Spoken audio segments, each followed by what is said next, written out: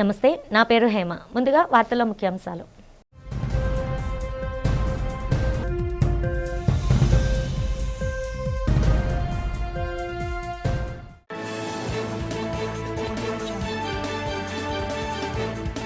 గుంటూరులో కొనసాగుతున్న మాజీ ముఖ్యమంత్రి జగన్ పర్యటన.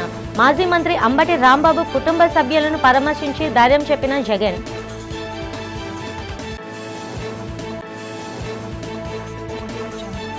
తిరుమల కల్తీ లడ్డు వ్యవహారంపై వైసీపీ అనుసరిస్తున్న తీరుపై మండిపడ్డ రాష్ట్ర మంత్రి కొల్లి రవీంద్ర. జగన్ హిందువుల ఆచారాలను ఏనాడు గౌరవించలేదని విమర్శ.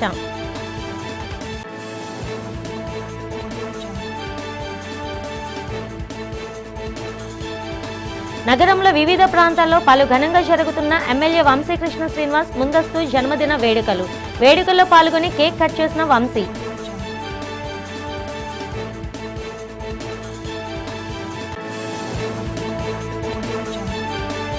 నర్సీపట్నం ఎంఆర్ఓ సంతకం ఫోర్జరీ చేసిన ఇద్దరు వ్యక్తిని అరెస్ట్ చేసిన స్థానిక పోలీసులు.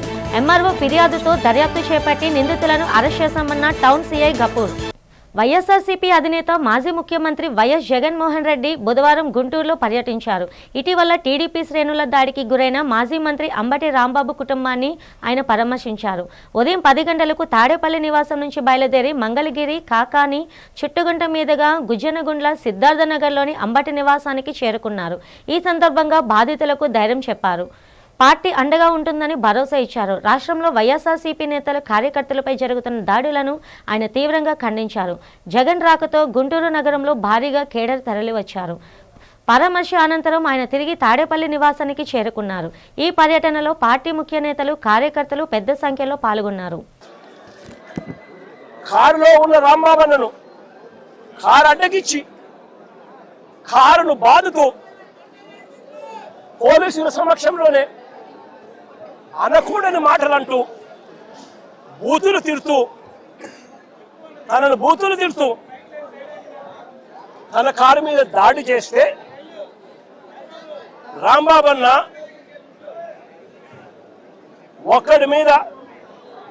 ఒక కారు మీద ఇంతమంది దుండగులు వచ్చి బూతులు తిడుతూ పోలీసుల సమక్షంలో మీడియా కూడా, తెలుగుదేశం పార్టీకి సంబంధించిన మీడియాను కూడా అక్కడే పెట్టుకొని వాళ్ళందరి సమక్షంలో బూతులు తిడుతూ రాంబాబన్న కారును అడ్డగిస్తే రాంబాబన్న వాళ్ళ బూతులు తిట్టినందుకు రెస్పాన్స్గా రియాక్ట్ అయ్యాడు ఆయన. ఆ రియాక్ట్ అయ్యే దాంట్లో ఆయన నోట్లో నుంచి ఒక్కడే ఉండడం వల్ల ఇంతమంది చుట్టుముట్టి ఆయనను కారును బాదుతా ఉన్నారు. ఒక వైపున ఆయన మీద దాడి జరుగుతూ ఉంది, మరోవైపున ఆయన తిడుతూ ఉన్నారు. అలాంటి సందర్భంలో ఆయన కూడా నోట్లో నుంచి 2-3 తిట్లేమన్నా తిట్టాడు. ఒక రియాక్షన్గా జరిగింది. నేను అడుగుతా ఉన్నా, ఇదే చంద్రబాబు నాయుడు గారిని, ఇదే పవన్ కళ్యాణ్ గారిని, ఇదే నారా లోకేష్ గారిని అడుగుతా ఉన్నా, మీరు తిట్టే తిట్టులకు ఎటువంటి రియాక్షన్ అవసరం లేదు. మీ మీద ఎటువంటి అటాక్ లేకుండానే మీరు రొటీన్గానే తిరుగుతూ ఉన్నారు. ఈ మాదిరిగా ఇదేమి కొత్తగా జరిగేదేమీ కాదు. మీరు తిరిగితే ఒక రకంగా ఉంటుంది. అంబటి రాంబాబన్న ప్రాణం మీదకి వచ్చినప్పుడు రియాక్షన్గా ఆయన తిరిగితే మాత్రం ఇంకొక రకంగా దాన్ని చిత్రీకరిస్తూ ఉన్నారు.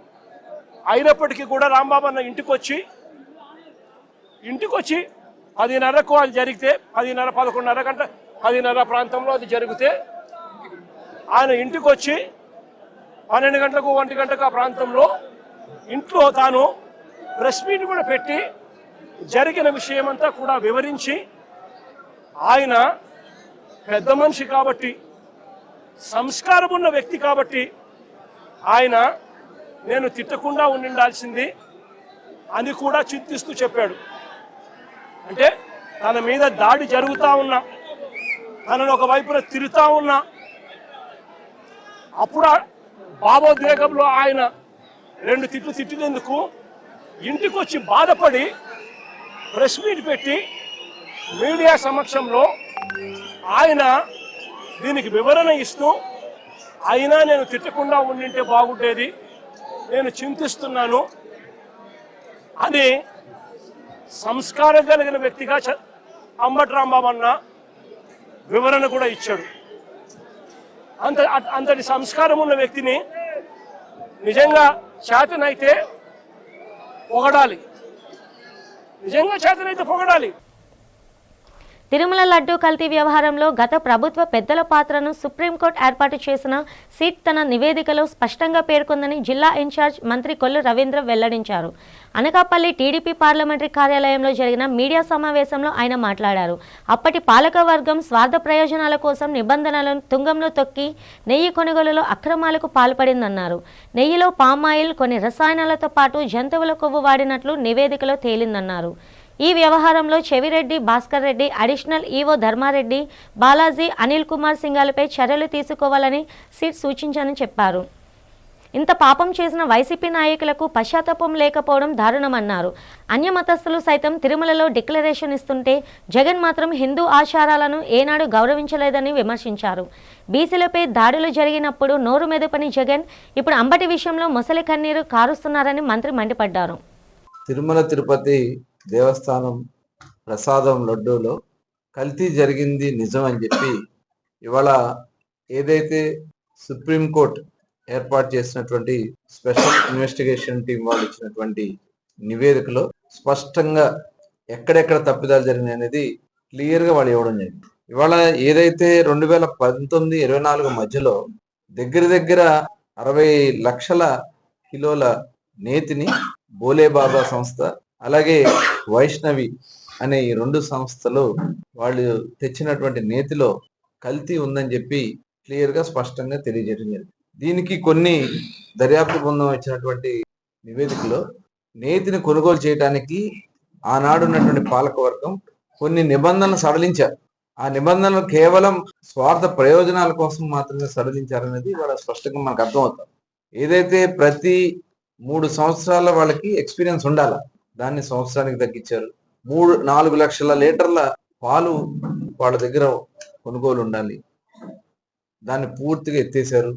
ప్రకృతి వడిలో పరవళ్లు తొక్కే జలపాతాలకు నిలయమైన మన్యం జిల్లా పర్యాటక రంగంలో మరో అద్భుత ఘట్టం ఆవిష్కృతం కానుందని జిల్లా కలెక్టర్ ఎన్ ప్రభాకర్ రెడ్డి వెల్లడించారు.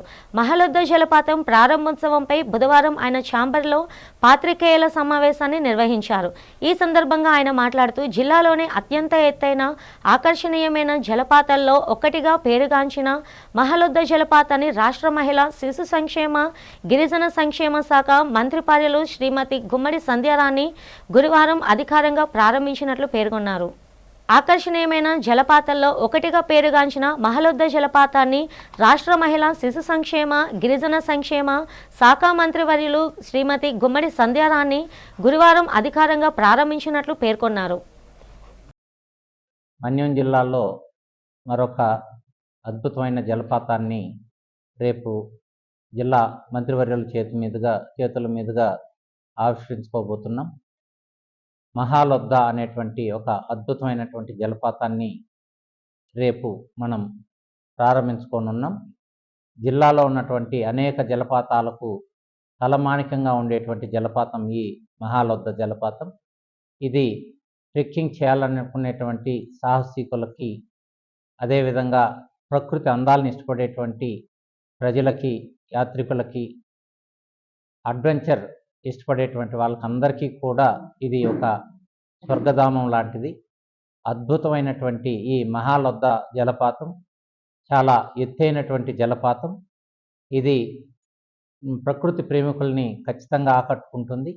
ఇక్కడ స్థానికంగా ఉన్నటువంటి గిరిజనుల యొక్క కమ్యూనిటీ డ్రివన్ టూరిజం కాన్సెప్ట్లో వాళ్ళ ఆధ్వర్యంలో వాళ్ళ చేత సౌకర్యాలు కల్పించబడి రేపు జిల్లాలో ప్రారంభానికి నోచుకోనుంది. ఇది జిల్లా మంత్రివర్యులు స్త్రీ శిశు సంక్షేమం మరియు గిరిజన సంక్షేమ శాఖ మంత్రివర్యులు శ్రీమతి గుమ్మడి సంధ్యారాణి గారి చేతుల మీదుగా ప్రారంభం కానుంది.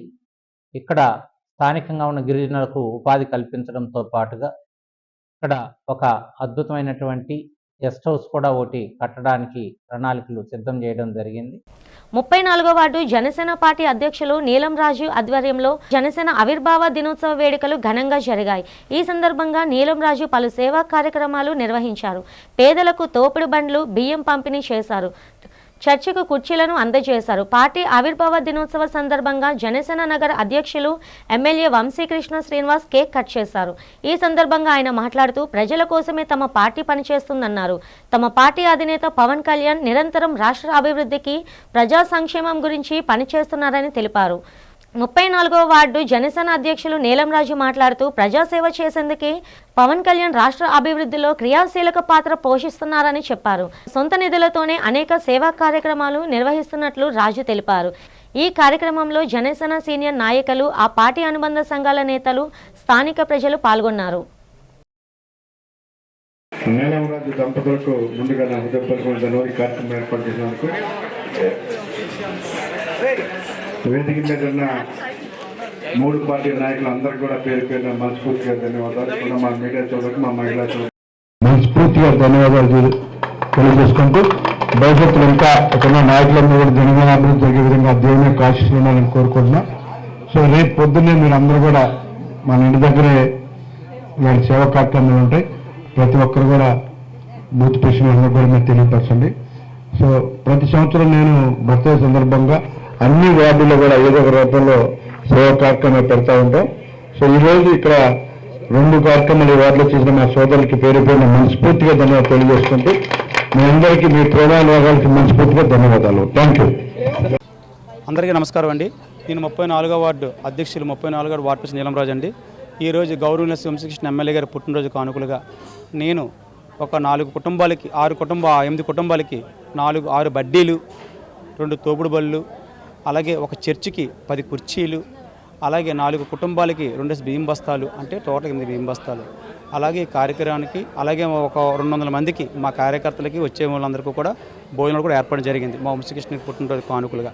ఈరోజు పుట్టినరోజు అంటే అడ్వాన్స్గా మేము చేస్తున్నాం. ఇవాళ 4వ తారీఖు 2వ నెల 5వ తారీఖు మా ఎమ్మెల్యే గారి పుట్టినరోజుగా మేము అడ్వాన్స్గా 34వ వార్డు తరపు నుంచి, మా వీరమహిళ తరపు నుంచి, మా కూటమి ప్రభుత్వం తరపు నుంచి, మా పెద్దల తరపు నుంచి, మాకు ఎదుట వచ్చే నాయకుల తరపు నుంచి, అలాగే మా జీకే గారి తరపు నుంచి, అందరి తరపు నుంచి కూడా మనస్ఫూర్తిగా ఈ కార్యక్రమం సక్సెస్ అవ్వాలని, గౌరవనీయ వంశీకృష్ణ ఎమ్మెల్యే గారు ఇంకా తన ఆరోగ్యంగా ఎంతో సంతోషంగా ఉండి ఎన్నెన్నో ఇంకా ముందుగా నడిచి తన త్వరలో రాబోయే కాలానికి మినిస్టర్గా మేము ఏంటంటే మా సౌత్ తరపు నుంచి భారీ మెజార్టీతో గెలిపించుకున్నాం కాబట్టి మా కూటమి ప్రభుత్వం నుంచి అందులో జనసేన చాలా మనస్ఫూర్తిగా మేము పనిచేసే కార్యకర్తలుగా, అలాగే టీడీపీ బీజేపీ ప్రకారంగా తన త్వరలో మినిస్టర్గా చూడాలని మా సౌత్ తరపు నుంచి మేము మనస్ఫూర్తిగా కోరుకుంటున్నాను.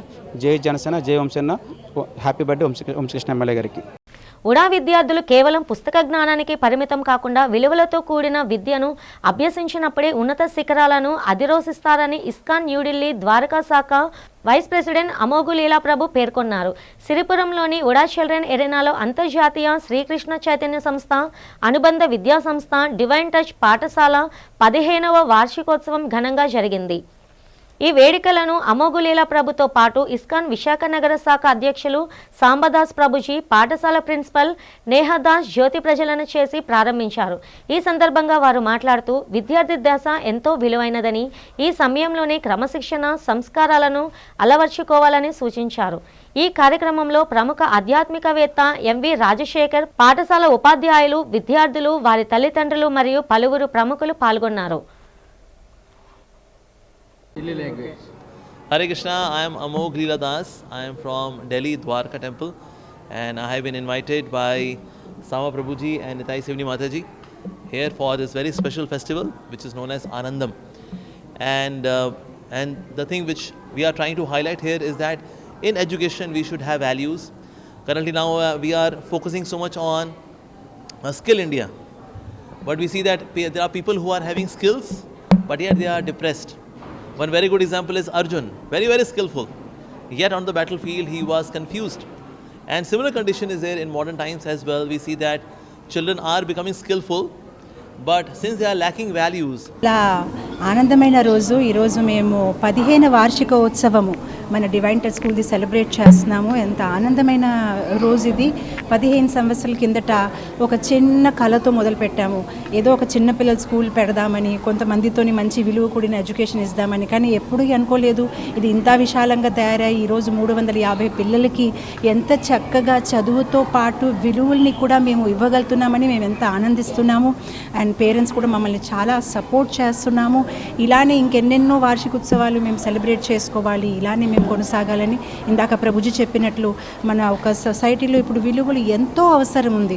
ఆ విలువలు దిగజారడం వల్లనే సొసైటీలో ఎన్నో సమస్యలు కూడా ఏర్పడుతున్నాయి. సో మేము ఈ కృష్ణ పరమాత్మని ప్రార్థిస్తున్నాము, ఇలానే చక్కగా పిల్లల్ని మంచిగా విలువ ఇస్తూ హోలిస్టిక్ ఎడ్యుకేషన్. మాతాజీ నితాశేవనిల దివ్య ఆశీస్సులతో మనం 15 సంవత్సరాల కింద డివైన్ టచ్ అనేటువంటి ఆధ్యాత్మిక అనుబంధ పాఠశాలని మన శ్రీకృష్ణ చైతన్య అంతర్జాతీయ సంస్థ ఇస్కాన్ తరపు నుంచి ప్రారంభించడం జరిగింది. అది దినదినాభివృద్ధి చెంది అంచెలంచెలుగా ఎదిగి ఈవేళ 350 మంది చిన్నారులతో అలరాడుతూ ఉంది. ముఖ్యంగా నైతిక విలువలతో కూడిన బోధన, అలాగే ఆధ్యాత్మిక చింతన, అదేవిధంగా వాళ్ళందరిలో కూడా సంస్కారం. కేంద్ర బడ్జెట్లో ఎస్సీ ఎస్టీలకు పెద్దగా నిధులు కేటాయించలేదని దళిత హక్కుల పోరాట సమితి రాష్ట్ర అధ్యక్షులు జేవి ప్రభాకర్ మండిపడ్డారు. నగరంలో దళిత హక్కుల పోరాట సమితి, కుల వివక్ష వ్యతిరేక పోరాట సమితి సంయుక్త ఆధ్వర్యంలో జరిగిన సమావేశంలో మాట్లాడారు. దేశంలో 25% పైగా దళితులు ఉన్నారని అన్నారు. ఎస్సీ ఎస్టీల సంక్షేమాన్ని కేంద్ర ఆర్థిక మంత్రి నిర్మలా సీతారామన్ విస్మరించామన్నారు. కేంద్ర బడ్జెట్ కార్పొరేటర్లకు ఎంతో అనుకూలంగా రూపొందించారని విమర్శించారు. బడాబాబులకు మాత్రమే కేంద్ర బడ్జెట్ ఎంతో ఉపయోగకరంగా ఉందన్నారు. బడుగు బలహీన వర్గాల అభ్యున్నతిని బడ్జెట్తో విస్మరించారని ప్రభాకర్ మండిపడ్డారు. ప్రభుత్వ రంగ సంస్థల నుండి నిర్వీర్యం చేయడం వల్ల ఎస్సీ ఎస్టీల తమ రిజర్వేషన్లు కోల్పోతున్నారని ఆవేదన వ్యక్తం చేశారు. ఈ సమావేశంలో దళిత హక్కుల పోరాట సమితి, కుల వివక్ష వ్యతిరేక పోరాట సమితి నాయకులు రాజు, టి చిరంజీవి, సుబ్బన్న, నారాయణ తదితరులు పాల్గొన్నారు. ఓకే మిత్రులారా, ఈరోజు దళిత హక్కుల పోరాట సమితి అలాగే కుల వివక్షత వ్యతిరేక పోరాట సంఘం రెండు కలిపి ఈ ప్రెస్ మీట్ని ఏర్పాటు చేయడం జరిగింది. దీనికి ప్రధానమైన కారణం ఏంటంటే, మొన్న 1వ తారీఖున నిర్మలా సీతారామన్ గారు మన బడ్జెట్ని ప్రవేశపెట్టడం జరిగింది. అందులో మనకి 53 లక్షల కోట్ల రూపాయల బడ్జెట్ ప్రవేశపెట్టారు. సుమారు 80 నిమిషాల పాటు ప్రసంగించినటువంటి నిర్మలా సీతారామన్ గారి బడ్జెట్లో ఒక్కసారి కూడా దళితుల గురించి కానీ ఆదివాసీల గురించి కానీ ప్రస్తావన చేయలేదు. వాళ్ళ అభివృద్ధి గురించి ఈ పని చేస్తున్నావు, ఈ ఒక్క పని చేస్తున్నావు ఈ బడ్జెట్లో అని చెప్పేసి ఒక్క మాట కూడా మాట్లాడలేదు. చాలా దురదృష్టకరం, మేము ఖండిస్తున్నాం అది. ఎందుకంటే భారతదేశ జనాభాలో ఇవాళ 25% జనాభా దళితులు, గిరిజనులు ఉన్నారు. 25% అంటే ఈవేళ మన జనాభా లెక్కల ప్రకారంగా చూసుకున్నట్టయితే 40 కోట్ల మంది భారతదేశంలో దళితులు, ఆదివాసీలు ఉన్నటువంటి ఈ దేశంలో వాళ్ళ గురించి ఒక్క మాట కూడా చెప్పకుండా మరి ఆర్థిక మంత్రి ఎలాగ బడ్జెట్ ప్రవేశపెడతారని చెప్పేసి నేను. అతి ముఖ్యంగా ఏమిటంటే, రాజ్యాంగం అమల్లోకి వచ్చి 76 సంవత్సరాలు అయినప్పటికి కూడా ఏనాడు ఏ ప్రభుత్వాలు వచ్చినప్పుడు కూడా దళితులకి న్యాయం జరగలేదు. వాళ్ళకి ఇచ్చే బడ్జెట్ ఏంటంటే రింగ్ రోడ్ల కోసం, వాళ్ళ అవసరాల కోసం మళ్లించి ఎక్కడ తీసినా గుడిసి మారలేదు, బ్రతుకు మారలేదు. ఈరోజు దళితులు చాలా నిస్పృహతో ఉన్నారు. ఇంతమంది జనాభాలో కూడా మేము 40 కోట్ల మంది జనాభా ఉన్నప్పుడు కూడా ఇంత చిన్న చూపు చూడటం, ఇది ప్రభుత్వాలకి ఇది చాలా నష్టదాయకం. నూతన ఆర్థిక పారిశ్రామిక విధానాలు మొదలుపెట్టినప్పటి నుంచి మన విశాఖపట్నంలో ఈ పారిశ్రామిక ప్రాంతంలో దాదాపు 50% ఉద్యోగాలు కోల్పోయారు. విఆర్ఎస్, అట్లాగే రిటైర్మెంట్, అదేవిధంగా సిక్కు, ఈ విధంగా ఎన్నో పేర్లు చెప్పి 50,000 మంది ఉద్యోగాలు తొలగించారు. మీకు తెలుసు, ఒకప్పుడు పోర్ట్లో 18,000 మంది కార్మికులు ఉంటే ఈరోజు 2,600 మంది ఉన్నారు. పర్యాటకంగా అభివృద్ధి చెందుతున్న విశాఖ నగరంలో హోటల్ మర్చెంట్స్కి కావలసిన అన్ని సదుపాయాలను ప్రభుత్వ యాంత్రాంగం ద్వారా కల్పించేందుకు కృషి చేస్తానని దక్షిణ ఎమ్మెల్యే వంశీకృష్ణ శ్రీనివాస్ హామీ ఇచ్చారు. ద్వారకానగర్లో హోటల్ మర్చెంట్స్ అసోసియేషన్ భవనంలో ఏర్పాటు చేసిన వంశీకృష్ణతో ఆత్మీయ కలయిక కార్యక్రమంలో ఆయన పాల్గొన్నారు. ఈ సందర్భంగా ఎమ్మెల్యే వంశీకృష్ణకి అసోసియేషన్ ప్రతినిధులు ముందస్తు జన్మదిన శుభాకాంక్షలు తెలియజేసి కేక్ కట్ చేయించారు. అనంతరం దుస్సాలువతో సత్కరించారు. ఈ సందర్భంగా అసోసియేషన్ ప్రతినిధులు వారి సమస్యలను ఎమ్మెల్యే దృష్టికి తీసుకుని వచ్చారు. అనంతరం ఎమ్మెల్యే మాట్లాడుతూ వారి సమస్యల పరిష్కారానికి కృషి చేస్తామని హామీ ఇచ్చారు. ఈ కార్యక్రమంలో అసోసియేషన్ అధ్యక్షులు బాలకృష్ణ, మాజీ ఎమ్మెల్యే రెహమాన్, మాజీ డిప్యూటీ మేయర్ దాడి సత్యనారాయణ, కార్పొరేటర్ కందుల నాగరాజు తదితరులు పాల్గొన్నారు.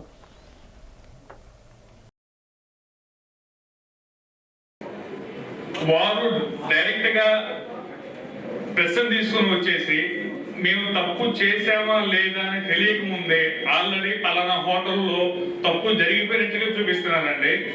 సార్, ఒక వ్యాపారం అంటే మీరు కూడా ఒక వ్యాపారస్తులు సార్. ఎమ్మెల్యే గారితో పాల్గొని మీరు కూడా ఒక వ్యాపారస్తులు సార్. ఒక ప్రాణం పెట్టి ఒక జీవితం సార్ ఒక వ్యాపారం అంటే.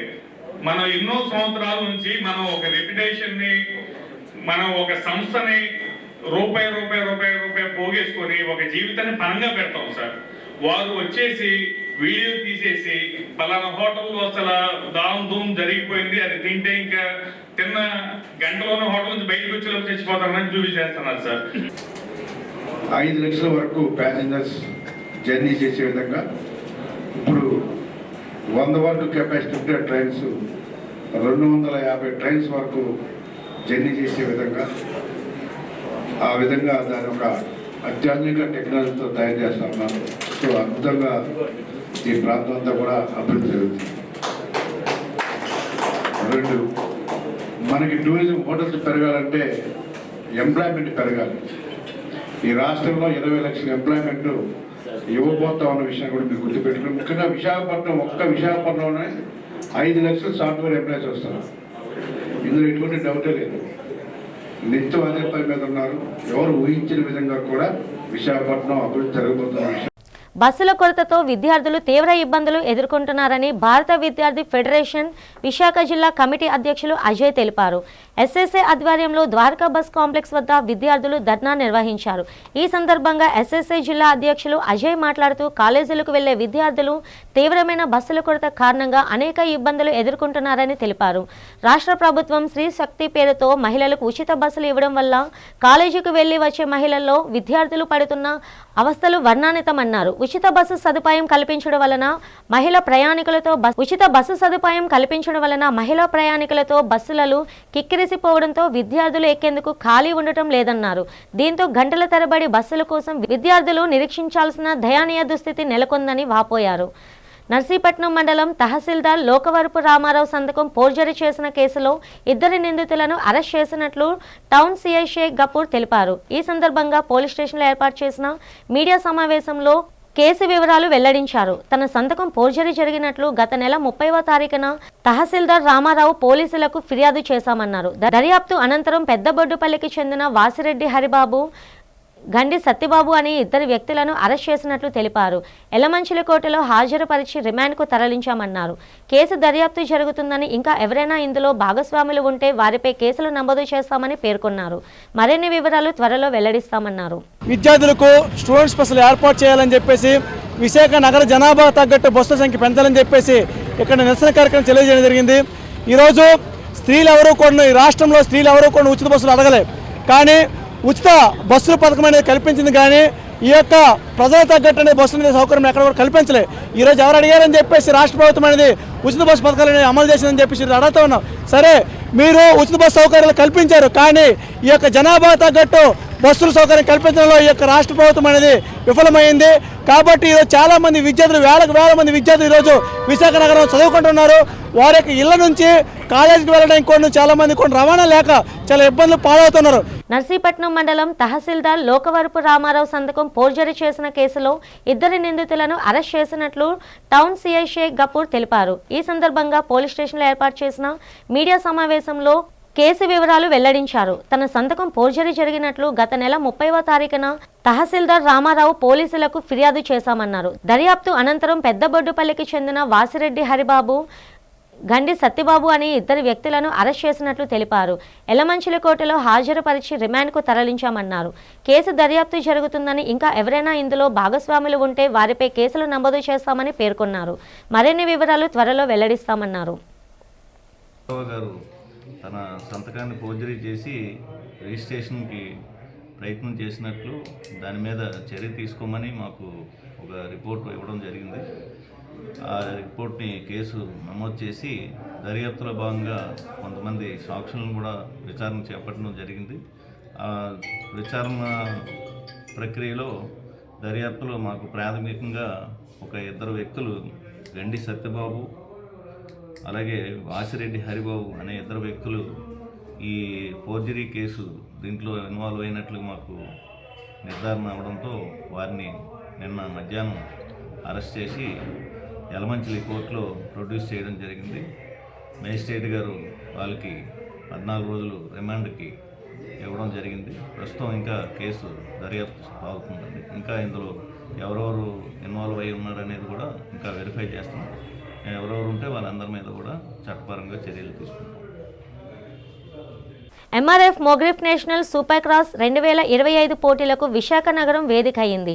ఈ ఈవెంట్ రాష్ట్రంలో తొలిసారిగా జరుగుతుంది. ఈ ఈవెంట్ పాల్గొనే వారికి కాకుండా ప్రేక్షకులకు ప్రత్యేక అనుభూతినిస్తుందని నిర్వాహకులు, సబ్ డైరెక్టర్, హైకోర్టు న్యాయవాది రాజా తదితరులు పేర్కొన్నారు. ఈ నెల 7వ తేదీన నగరంలోని ఇందిరా ప్రియదర్శిని స్టేడియంలో ఈ కార్యక్రమం జరుగుతుందని తెలిపారు. సూపర్ క్రాస్ అంటే of road motor cycle racing sports అని చెప్పారు. ఇందులో స్ట్రీట్ జంప్స్, అడ్డంకులతో కూడిన డెడ్ ట్రాక్ ఉంటుందన్నారు. ఈ నేషనల్ సూపర్ క్రాఫ్ట్ ఛాంపియన్షిప్ 120 ఎంట్రీలు కాగా 9 కేటగిరీల్లో పోటీలు ఉంటాయని చెప్పారు. ఈ ఈవెంట్కు ఇప్పుడిప్పుడే భారతదేశంలో ప్రజాదరణ లభిస్తుందని నిర్వాహకులు తెలిపారు. నమస్తే అండి. గత నెల 30వ తారీఖుని మనకి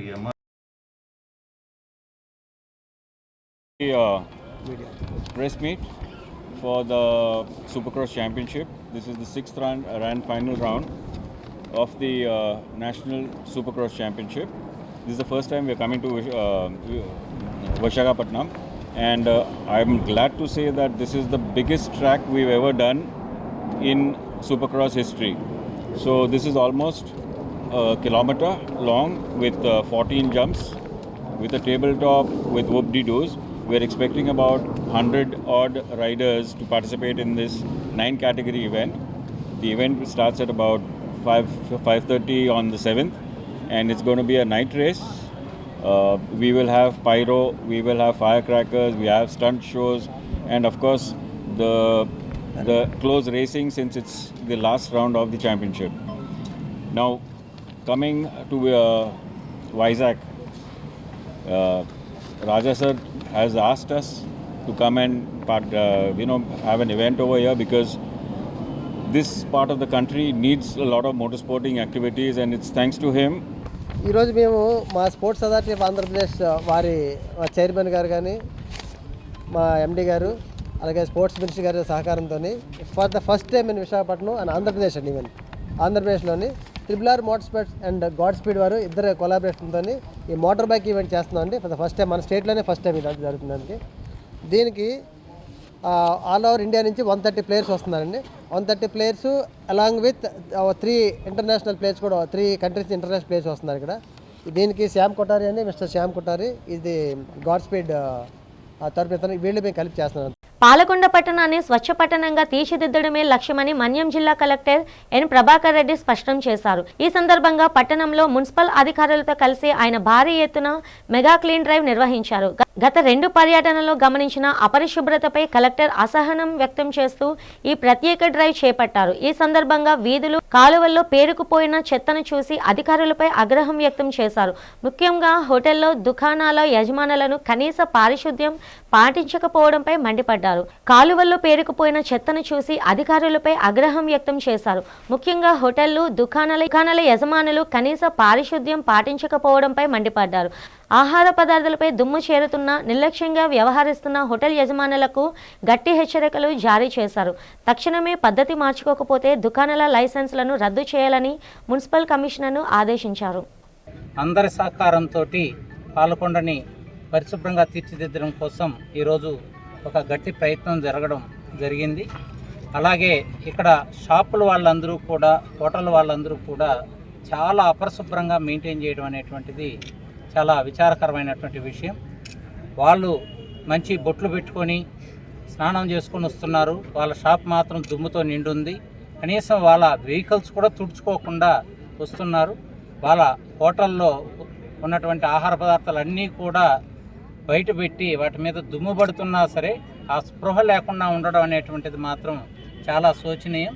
ఇలాంటి హోటళ్ళు కానీ, ఇలాంటి షాపులు కానీ ఎవరైతే అపరిశుభ్రంగా మెయింటైన్ చేస్తారో వాళ్ళందరి లైసెన్సులన్నీ కూడా క్యాన్సిల్ చేస్తామని చెప్పి ఈరోజు చెప్పడం జరిగింది. వాళ్ళకి సమయం ఇచ్చాం.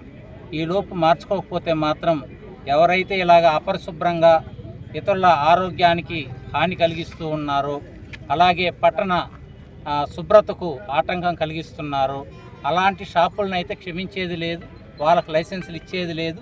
వాళ్ళందరి రెన్యువల్స్ని కూడా ఆపేయాలని చెప్పి మున్సిపల్ కమిషనర్కి ఆదేశించడం జరిగింది. వార్తలు ముగిస్తుండగా ముఖ్యాంశాలు మరోసారి.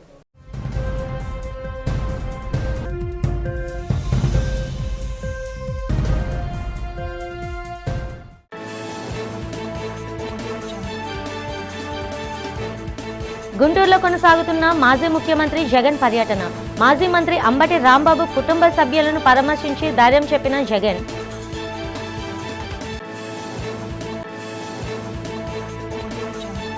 తిరుమల కల్తీ లడ్డు వ్యవహారంపై వైసీపీ అనుసరిస్తున్న తీరుపై మండిపడ్డ రాష్ట్ర మంత్రి కొల్లి రవీంద్ర.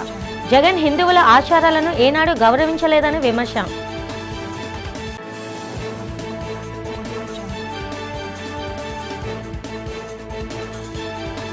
నగరంలో వివిధ ప్రాంతాల్లో పలు ఘనంగా జరుగుతున్న ఎమ్మెల్యే వంశీకృష్ణ శ్రీనివాస్ ముందస్తు జన్మదిన వేడుకల్లో పాల్గొని కేక్ కట్ చేసిన వంశీ.